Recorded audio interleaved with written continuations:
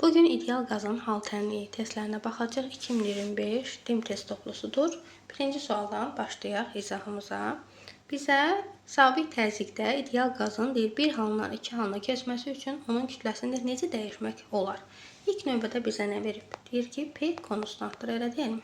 Yəni sabitdir. Daha sonra nə deyir? Qrafikdə bizə deyir ki, baxın qrafikə. Burada da deyir ki, T sabitdir. T'nin sabit olduğunu bizə qrafik deyir. Qeyd edirəm. Və Mendeleyev Klaperon tənliyini yazaq. PV bərabərdir M bölünsün M RT. Dedik ki, bizə qrafikimiz dedi T sabitdir. Şərt dedi ki, P sabitdir. R sabitdir. Yəni universal qaz sabitdir. Molyar M eyni qazdan, eyni həcmdən, yəni eyni ideal qazdan danışırıqsa, molyar M eynidir. Və nə qaldı bizə geriyə? V ilə M. Bizə də bunlar maraqlıdır. İndi biz baxaq qrafikə. Bir halından iki halına keçəndə, yəni bizim həcmimiz əvvəlcə 5 idi, daha sonra 15 oldu. Neynədir? 3 dəfə artdı, elə deyilmi? Deməli, mənim həcmim 3 dəfə artan yerdə kütləm də 3 dəfə artmalıdır da, çünki düz asılıdır. Ona görə bizim sualın cavabı olacaq 3 dəfə artırmaq C variantı. Daha sonra keçək başqa maraqlı suala, məsələn 6-ya. 6 bizə nə deyir? Keçək 6-nın izahına. 6 buradadır. Deməli, belə bir qrafik verdikdə, yəni diaqram verdikdə deyir ki, bizə təzyiqin ən kiçik qiymətinə uyğun gələr. Bax, ilk növbədə biz bilirik ki, riyaziyyatdan da yəni bilirik ki, bu ox Y oxudur, bu ox da X oxudur, elə deyilmi? Və indi biz tangens alfanın ifadəsini yazaq. Tangens alfa bizə nə verir? Tangens alfa bilirik ki, Y bölünsün X-dir, yəni sinüs alfa bölü kosinüs alfadır. Elə deyilmi? Burada da mən Y oxumda nə var? Həcm var. X oxumda nə var? T var. Deməli, T bölünsün V nisbəti mənə tangens alfanı verir. Aydındırmı? Daha sonra indi baxaq. Biz amma Mendeleyev Klaperon tənliyini yazaq. Görək bizə ona verəcək. Tangens alfa verəcək, yoxsa kotangens alfa? Yazaq. PV bərabərdir. Deməli, PV bərabərdir M bölünsün M RT ifadəsi. Biz də baxırıq ki, bizə təzyiq istəyir. Yəni, bunlar sabitdir. Bunların işim yoxdur. Bu şəkildə yazaq ki, bizə asan olsun. Mütənasiblik yəni yazaq.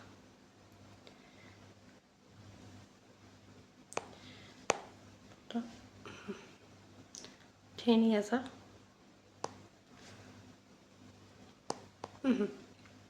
Buradan bizə nə istəyir? Təzyiq istədiyi üçün bir dənə təzyiqi tapaq. Bizə verəcək bərabərdir yazmayaq. Yəni yazsaq da olar, fərqi yoxdur. T bölünsün mütənasiblik yazmaq daha doğrudur təbii ki. T bölünsün V. Biz baxırıq ki, T bölünsün V bizə nəyi verir? T bölünsün V, amma bizdə şərtdə V bölünsün T'dir də qrafikimizdə. Biz dedik ki, bu bizə tangens alfanı verir, amma biz düsturumuzdan onun tərsini aldıq da, yəni 1 bölünsün tangens alfanı aldıq. O da bizə nəyi verir? Kotangens alfanı verirmi? Biz də bilirik ki, yəni tangens alfa bucaqla düzdür, yəni artan funksiyadır. Amma kotangens alfa bucaqla tərsdir, azalan funksiyadır. Ona görə buradan oxlar keçirib deyə bilər ki, hər nöqtədən bir dənə ox keçirir. İndi mümkün qədər keçirməyə çalışım. Məsələn, 2 nöqtəsi təxmini keçirdim. 1 ilə 3 nöqtəsi eyni yerdədir. Daha sonra 4 nöqtəsinə bir dənə keçirməyə çalışım. 4 nöqtəsi, bu da 5 nöqtəsi.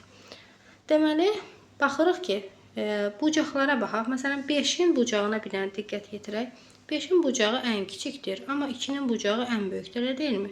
Və dedik ki, kotangens alfa bucaqla tərs mütənasibdir. Ona görə deyə bilərik ki, bizim təzyiqimiz kiçik olan yerdə bucağımız böyük olmalıdır. Çünki tərs asılda tərs mütənasibli olmalıdır, yəni. Ona görə təzyiqin kiçik olduğu nöqtə bizə 2 nöqtəsi olacaq. Daha sonra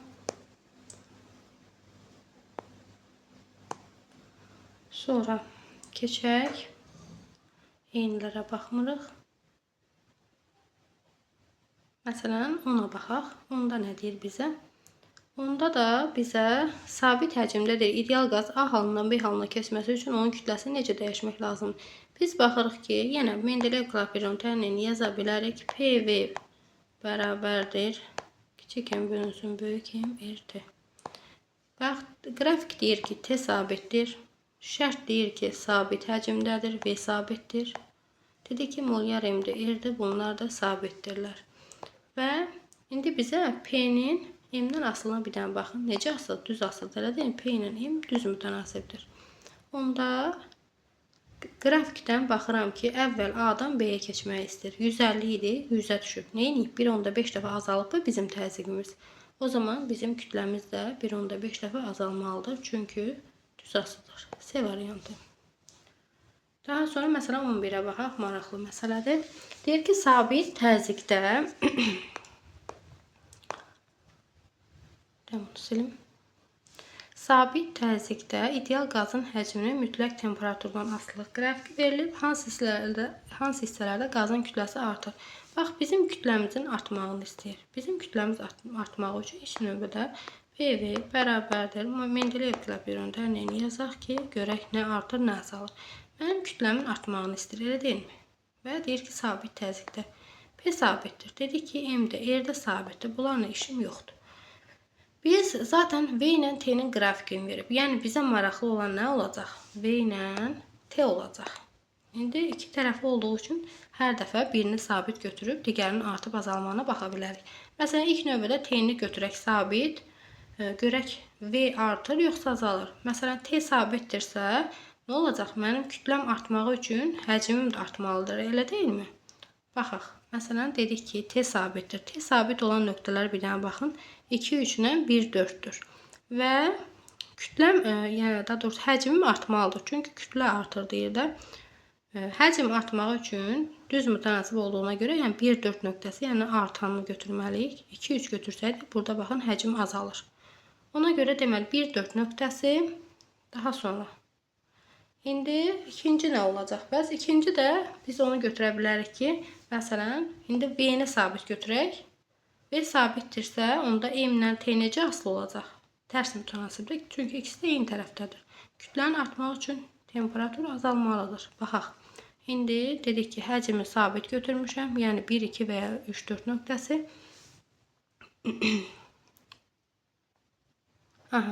Nə etməli? Temperatur azalmalı. Temperatur azalan da 3-4 nöqtəsidir də.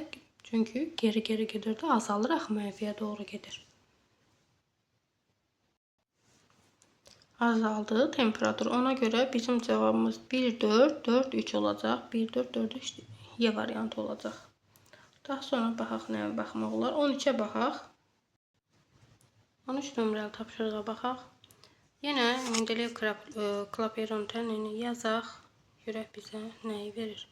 PV bərabərdir. M bölünsün M. RT ifadəsini yazaq ilk növbədə.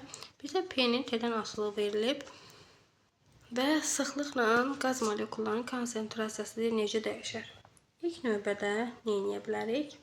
Məsələn, bizə P, T nisbəti bizə nəyi verir? Bax, P bölünsün T nisbəti bizə tangens alfanı verməlidir. Amma indi bir dənə qrafikə baxaq.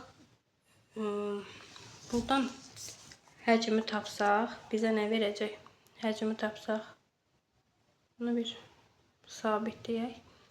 Onda həcmi tapanda bizə verir ki, T bölünsün P-ni verir.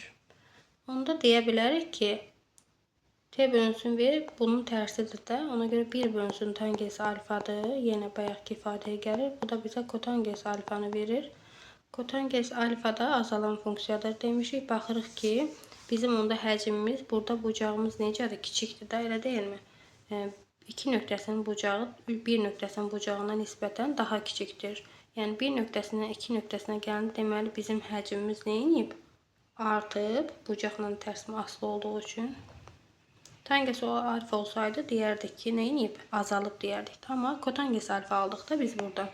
Ona görə deyirik ki, azalıb, daha doğrusu həcmimiz artıb. Həcm artdığına görə də kütlə sabit olduğu üçün həmişə sıxlıqla zaten M bərabərdir. M bölünsün rho. Rho bərabər M-in V ifadəsini yazırıq. M sabitdir. Həcm artan yerdə sıxlıq nə etməlidir? Azalmalıdır. Daha sonra bizə konsentrasiya deyir. Konsentrasiyada N bərabərdir. N bölünsün V'dir. Say dəyişmir. Onda V dedik ki V dedik ki neyini artıb ve arttığına göre yine azalmalıdır.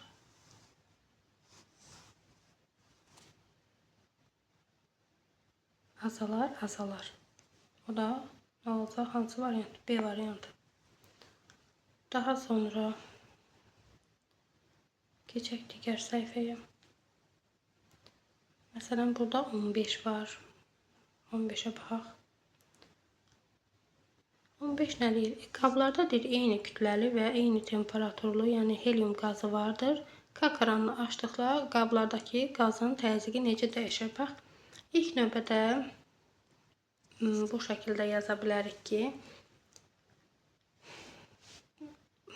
biz bilirik ki, həcmlə təzyiq necədir? Tərs mütənasibdir, elə deyilmi? Yəni Mendeleyev Klaperon tənliyindən də bilirik ki, tərs mütənasibdə P ilə V. O zaman mesela 2V olan yerdə biz bilirik ki P həcmi olacaq. V olan yerdə də 2P həcmimiz, təzyiqimiz olacaq. Onda və yaxud belə də deyə bilərik ki, məsələn P1 qabındakı təzyiq P2 qabındakı təzyiqdən azdır. Bu cür də qeyd eləmək olar. Onda biz kranı açdıqda nə edəcək? Çox olan yerdən az olan yerə axmalıdır da. Onda bir qabındakı təzyiq başlayacaq artmağa. İki qabındakı təzyiq necə azalacaq da? Onda olacaq B variantı.